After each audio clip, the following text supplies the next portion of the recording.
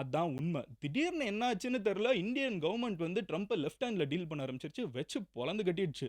ட்ரம்ப்ப வந்து, "யோவ்! நீ பெரிய யோக்கியமாய்யா. சும்மா என்னைய பார்த்து எப்ப பார்த்தாலும் ரஷ்யாவோட போருக்கு நான் தான் காரணம். ரஷ்யாவோட எண்ணெய வாங்குறதுல தான் ரஷ்யா நின்னுட்டு இருக்குன்னு சொல்லிட்டு இருக்க. நீ தான்யா ரஷ்யா கிட்டேருந்து இவ்ளோ இம்போர்ட் பண்ணிட்டு இருக்க. உன் ஃப்ரெண்ட் யூரோப்பியன் யூனியன் இருக்காங்கல்ல, அவங்க பாரு இன்னும் ரஷ்யா கிட்டேருந்து அவங்க சாப்பிடுற சாப்பாட்டுல போடக்கூடிய ஃபெர்டிலைசர் வரைக்கும் ரஷ்யா கிட்டேருந்து வாங்கிட்டு இருக்காங்க. உங்கள விட நாங்க கம்மியா தான்டா வாங்கிட்டு இருக்கோங்கிறத உலகமே பார்க்குற மாதிரி ட்ரம்ப்புக்கு புரியிற மாதிரி ட்ரம்ப் பாஷையிலே பதில் சொல்லிட்டோம். நீங்க இதுவரைக்கும் இருந்த இன்டர்நேஷனல் லெவல்ல இருக்கக்கூடிய எல்லா லீடர்ஸ்க்கும் ட்ரம்ப்புக்கும் வித்தியாசம் என்னன்னு பார்த்தீங்கன்னா, எல்லாருமே க்ளோஸ்டு டோர்ல மீட்டிங்க நடத்துவாங்க. அதாவது 2 நாட்டோட தலைவர்கள் கண்டிப்பா எல்லார்கிட்டயுமே வந்து ஸ்ட்ராங்கான ஒப்பீனியன்ஸ் இருக்கும், ஸ்ட்ராங்கான ஐடியாஸ் இருக்கும்.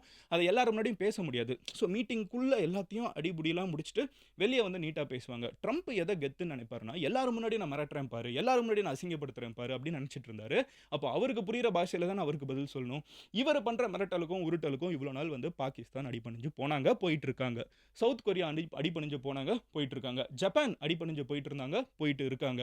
எல்லா கண்ட்ரீஸும் அவங்களுக்கு அடிபணிந்து போறதுக்கான காரணம் என்னன்னு பார்த்தீங்கன்னா, இந்த கண்ட்ரீஸ் எல்லாம் அமெரிக்காவோட ஆயுதங்கள நம்பி தான் அவங்க நாட்டோட செக்யூரிட்டியே இருக்குது. பட் இந்தியா அப்படி கிடையாது. நம்ம நாட்டோட செக்யூரிட்டி, நம்ம நாட்டோட ராணுவத்தில நம்ம அதிகமா வச்சிருக்கக்கூடிய பொருட்கள் ரஷ்யனோடது. நம்ம ட்ரம்ப் ஒரு அளவுக்கு மேல பார்த்து பயப்படணும்னு அவசியம் கிடையாது. நம்மளோட பிக்கெஸ்ட் எக்ஸ்போர்ட்டிங் பார்ட்னர் வந்து அமெரிக்கா தான். நம்ம வந்து ஆல்மோஸ்ட் 20-30% பொருட்கள வந்து நம்ம அமெரிக்காவுக்கு நம்ம எக்ஸ்போர்ட் பண்ணிட்டு இருக்கோம். நம்மளோட பிக்கெஸ்ட் ட்ரேடிங் பார்ட்னர். ஆனால், அவங்க ஒரு அளவுக்கு மேல மிரட்டுறப்ப என்னங்க பண்றது? ஸோ நேத்திக்கு வந்து நம்ம ட்ரம்ப்ப பதிலுக்கு புளிர்ன்னு அறைஞ்சு விட்டோம். "யோவ்! நீ தான்யா தப்பு. நீ தான் ரஷ்யா கிட்ட அதிகமா உறவு கொண்டாடிட்டு இருக்க.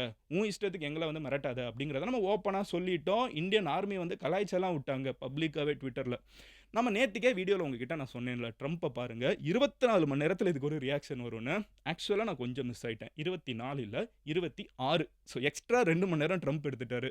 ஐ திங்க் டைம் டிஃபரன்ஸ்னால அவர் தூங்கியிருப்பாருன்னு நினைக்கிறேன். பட் எந்திரிச்சு கொஞ்ச நேரத்துல புது ரூல பாஸ் பண்ணியிருக்காரு. இந்தியா மேல போடுறா எக்ஸ்ட்ரா 25% டாக்ஸ். இது நம்ம ஒண்ணும் எதிர்பார்க்காதது இல்லங்க. நம்ம நேத்திக்கு வீடியோல ஒரு யூடியூபர்னா, நான் இந்த நியூஸ் எல்லாம் குளோபல் அஃபேர்ஸ ஃபாலோ பண்றவன். நானே நேத்திக்கு வீடியோல சொன்னேன்ல, இத பண்ண போறாருன்னு சொன்ன மாதிரியே செஞ்சுட்டாரா?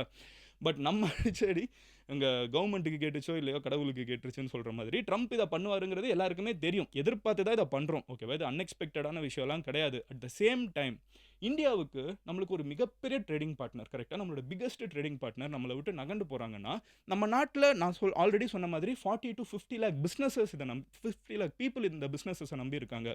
தட் இஸ் 4-5 மில்லியன் பீப்பிள் வந்து அமெரிக்காவுக்கு போகக்கூடிய பொருட்கள நம்பி வேலை பார்த்துட்டு இருக்காங்க. ஐஃபோன் அசெம்பிள் பண்ற நம்ம ஊர்ல தமிழ்நாட்டிலே இருக்கக்கூடிய ஃபேக்டரியில வேலை பார்க்குற மக்களா இருக்கட்டும், பார்மசூட்டிக்கல் கம்பெனிஸ், மெடிசின் கம்பெனியில வேலை பார்க்க போறவங்களா இருக்கட்டும், டெக்ஸ்டைல் கம்பெனி திருப்பூர்ல வேலை பார்க்க போறவங்களா இருக்கட்டும், தமிழ்நாடே டைரக்ட்டா பாதிக்கப்படுற மாதிரி நெறைய பேர் இருக்காங்க. அப்ப இவங்களுக்கெல்லாம் நம்ம அல்டர்னேட்டா பார்க்கணும்ல. ஸோ இந்த ஒரு கடைய மூடிட்டான்னா, நம்ம இன்னொரு கடைக்கு எங்கேயாவது பொருள குடுத்து விக்கணும். இந்த கடைய மூடிட்டா நம்ம அடுத்த கடைக்கு போகணும் கரெக்ட்டா? இப்ப அந்த கடை என்னன்னு பார்த்தீங்கன்னா, பிரிக்ஸ். இது எல்லாத்துக்கான சொல்யூஷனா இந்தியா மட்டும் இல்ல, இன்னைக்கு வேர்ல்டே வந்து ஆக்சுவலா பிரிக்ஸ் வந்து இவ்வளோ ஸ்ட்ராங்கான அமைப்புலாம் இல்லங்க. இந்த ட்ரம்ப் வந்து என்ன பிரிக்ஸ் ஆரம்பிக்கிறீங்களா? பிரிக்ஸ் ஆரம்பிக்கலான்னு கேட்டு எல்லாத்தையும் ஒண்ணு சேர்த்துட்டு இருக்காரு.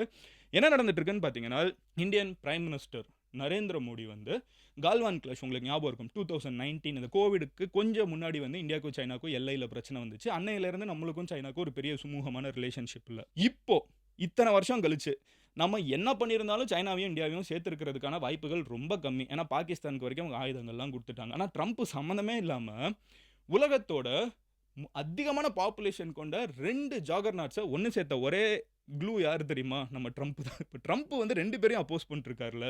இந்தியா என்ன முடிவு பண்ணிடுச்சுனால், நம்ம சைனாவோட ஏன் நம்ம ஃப்ரெண்டா இருக்கக்கூடாது? ட்ரம்ப்ங்கிறவன் எங்கேயோ இருக்கான். கரெக்ட்டா?